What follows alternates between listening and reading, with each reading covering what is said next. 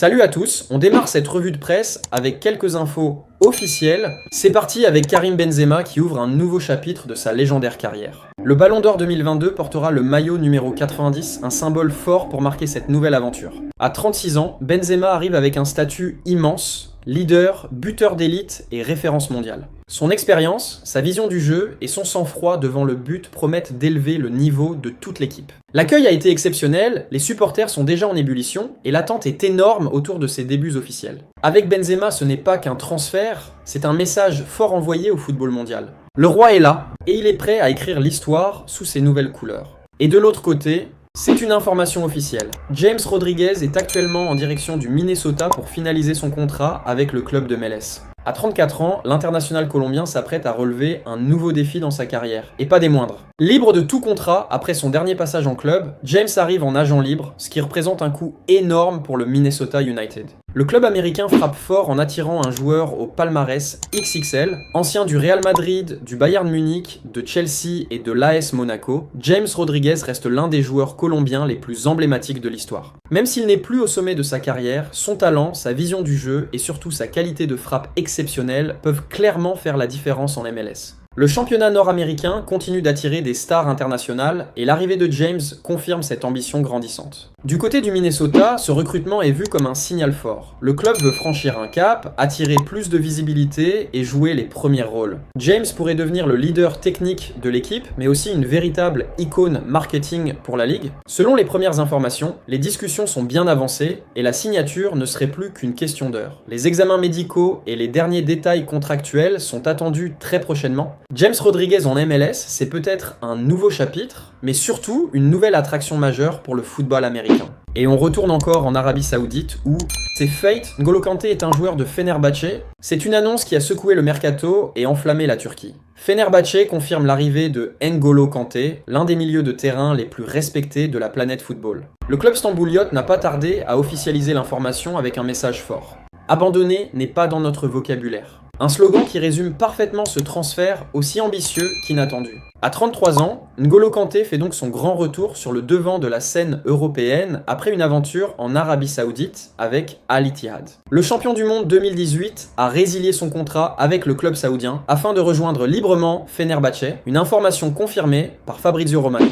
Contrat jusqu'en 2028, un engagement longue durée qui prouve la confiance totale du club turc envers le milieu français. Fenerbahçe ne voulait pas lâcher le dossier et au final, la persévérance a payé. Ce transfert est un énorme coup médiatique et sportif pour Fenerbahçe. Kanté, c'est une expérience XXL, champion du monde, vainqueur de la Ligue des Champions. Champion d'Angleterre avec Leicester et Chelsea.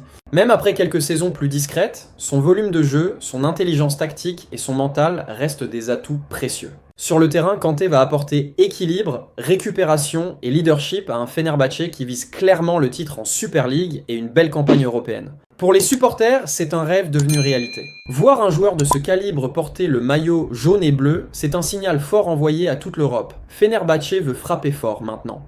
Conclusion. N'Golo Kanté à Fenerbahçe, c'est officiel, c'est incroyable et c'est l'un des gros coups de ce mercato. Reste maintenant à voir comment le français va s'adapter au football turc. Et on voyage maintenant du côté Barcelone. Selon El Nacional, Marcus Rashford aurait pris une décision forte. Son avenir ne s'écrit plus à Manchester United. L'attaquant anglais, formé chez les Red Devils, serait profondément déçu par le manque de clarté et de confiance dans le projet sportif du club. Malgré son statut et son histoire à Old Trafford, Rashford estime que United n'avance plus dans la bonne direction. Et il souhaite désormais relever un nouveau défi majeur. Et ce défi porte un nom, le FC Barcelone. À Barcelone, Rashford voit une opportunité en or. Un club historique, une ambition retrouvée et surtout un entraîneur qui lui donne envie, Hansi Flick. Le technicien allemand apprécierait énormément le profil de l'international anglais, capable de jouer sur l'aile comme dans l'axe, avec vitesse, percussion et efficacité. Pour Rashford, le message serait clair. S'il doit quitter Manchester United, ce sera uniquement pour le Barça. Pas d'autre destination envisagée, pas de plan B, le rêve Blaugrana est bien réel. De son côté, Manchester United sait désormais que le joueur a tourné la page. Old Trafford, déjà derrière lui.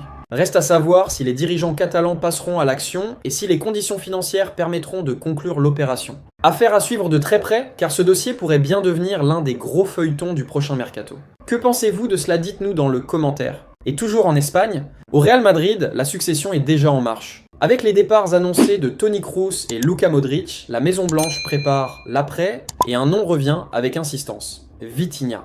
Le milieu portugais est aujourd'hui la priorité absolue du Real Madrid pour renforcer l'entrejeu à long terme. Son profil plaît énormément à la direction madrilène, vision du jeu, maîtrise technique, intelligence tactique, Vitinha coche toutes les cases du milieu moderne que recherche le club. Mais selon José Félix Diaz, directeur du journal AS, un transfert à l'été 2026 est tout simplement impossible. Les conditions ne sont pas réunies, que ce soit sur le plan contractuel ou financier. Le Real est donc contraint de revoir ses plans, du moins temporairement. Face à cette situation, le club ne reste pas les bras croisés. Toujours selon la même source, Florentino Pérez et son staff ont identifié une solution à court terme pour combler le vide laissé par Kroos et Modric. Une alternative crédible capable d'assurer la transition sans bouleverser l'équilibre de l'équipe. Plusieurs noms sont sur la table. Des profils expérimentés, mais aussi des options internes et stratégiques, choisis pour maintenir le niveau d'exigence du Real Madrid au plus haut niveau.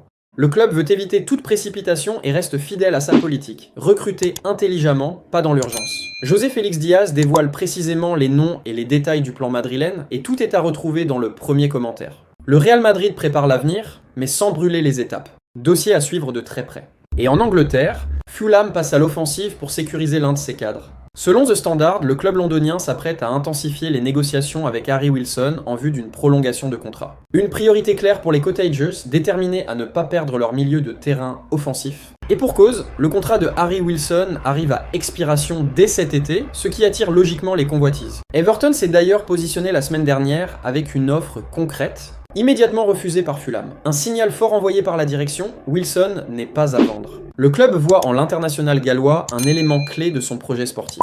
Par sa créativité, sa qualité de frappe et son expérience en Premier League, Harry Wilson s'est imposé comme un joueur majeur de l'effectif. Fulham veut donc éviter à tout prix un départ libre qui serait un énorme coup dur, sportivement comme financièrement. Les discussions se poursuivent entre les différentes parties et Fulham espère parvenir rapidement à un accord. L'objectif est clair, prolonger Wilson avant la fin de la saison et couper court aux intérêts extérieurs. Everton reste attentif, mais pour l'instant, le club de Liverpool se heurte à la fermeté des dirigeants londoniens. Le dossier est donc à suivre de très près dans les prochaines semaines. Fulham joue contre la montre, mais affiche une réelle confiance quant à l'issue des négociations. Harry Wilson prolongera-t-il son aventure à Craven Cottage, ou un rebondissement viendra-t-il tout bouleverser lors du mercato estival? Affaire à suivre. Que pensez-vous de cela? Dites-nous dans le commentaire. Et c'est tout pour aujourd'hui, n'oubliez pas de vous abonner et d'activer la cloche de notification pour ne rien rater de nos prochaines vidéos. Bye bye bye.